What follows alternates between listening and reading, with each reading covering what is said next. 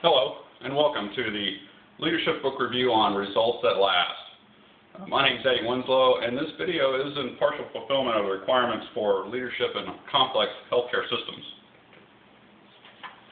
So first about the author. The author's name is Quint Studer, and Quint Studer spent 10 years working with special needs children prior to going into healthcare. He entered the healthcare industry in 1984 as a community relations representative, and afterwards he excelled in his career and acted as department director, vice president, and senior vice president of a number of organizations, including such organizations as Holy Cross in Chicago. Afterwards, he went on to become president of the hospital for Baptist Hospital in Pensacola, Florida.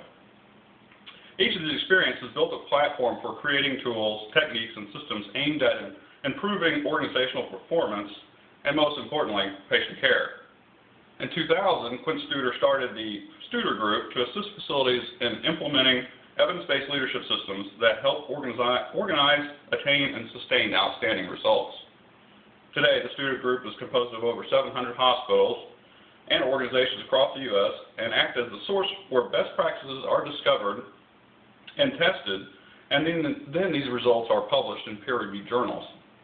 Quint Studer has authored a total of 6 books, although it says 5, a total of 6 books, 2 of which are bestsellers, and he remains in the field currently, creating tools and techniques to improve organizational processes. Results at Last is intended for the non-healthcare leader, and therefore the leader to utilize many of these tools developed by Quint Studer for the healthcare industry to perform an overall culture change throughout the organization. This culture change is brought about by developing the current and future leadership of an organization by utilizing simple and easy-to-use tools and techniques which align behaviors with the mission and goals of the organization to improve leadership, customer relations, and organizational outcomes. The tools and techniques taught in this text include standardization of behavior of leaders and employees by aligning processes to meet organizational goals, increasing morale and accountability by developing an evaluation system for leaders to hold others accountable. Among the strengths in this book, a common-sense approach to solving problems commonly seen in healthcare organizations, and it's in an easy-to-read format. The approach begins by evaluating and developing the leadership of the organization, and then setting the expectation for the leadership team. Low-performing leaders will then become more apparent and should be addressed by encouraging them to meet those expectations or move on to other opportunities. Some of these techniques for setting the bar for the leadership team include committing to excellence, building a culture around service to the customer and employee satisfaction, measuring all outcomes to show those successes, and then recognizing and rewarding those successes no matter how small they may be. An example Quint Studer uses to illustrate this was related to an experience at a hospital which had very low satisfaction scores. After implementing some of these techniques, the hospital moved to the 40th percentile. This was far from where the leadership wanted to be, but it was much better than it had been, and therefore the facility had a celebration around the successes they had had thus far. Some of the other specific tools included in Results at Last include managing up by sharing the good work of your subordinates to your superiors.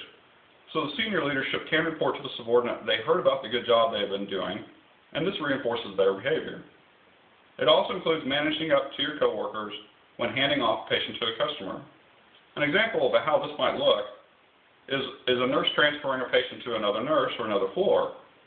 They introduce the patient to the nurse and say, "This was the nurse I was telling you about. She is one of our best nurses and she'll take fantastic care of you." This book is filled with common problems encountered in healthcare organizations, and Quint Studer uses real-world examples from his own experience to illustrate how these problems can be addressed.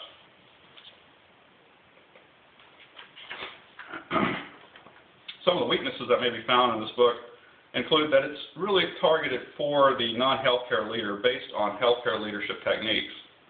Quint Studer experiences are largely from healthcare settings, and while many of the techniques may be useful in a non-healthcare environment, many of his examples are based on the healthcare setting.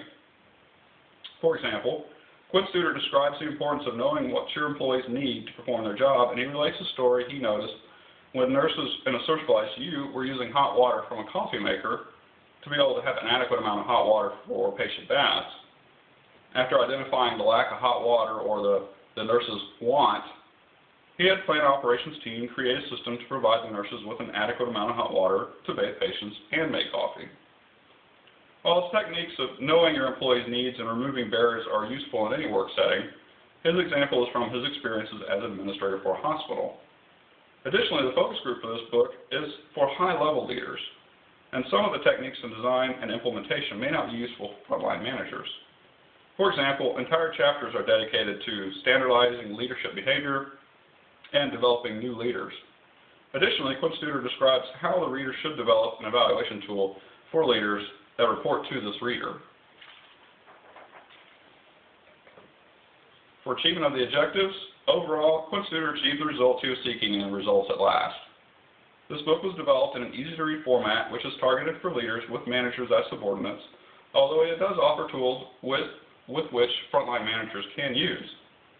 While many of the examples Quinn Studer uses are based in a healthcare setting, as this is his background, many of the tools he suggests would be easily implemented in a non-healthcare setting. A few examples of techniques which Quinn Studer suggests and could be easily implemented in a non-healthcare setting include the use of peer interviewing techniques and building accountability into an organization. Again, he relates his experiences as a hospital administrator with the origins of the practice of peer interviewing coming from physicians interviewing peers for a practice group. However, the use of peer interviewing could be applied in any setting which hires individuals and who must work together.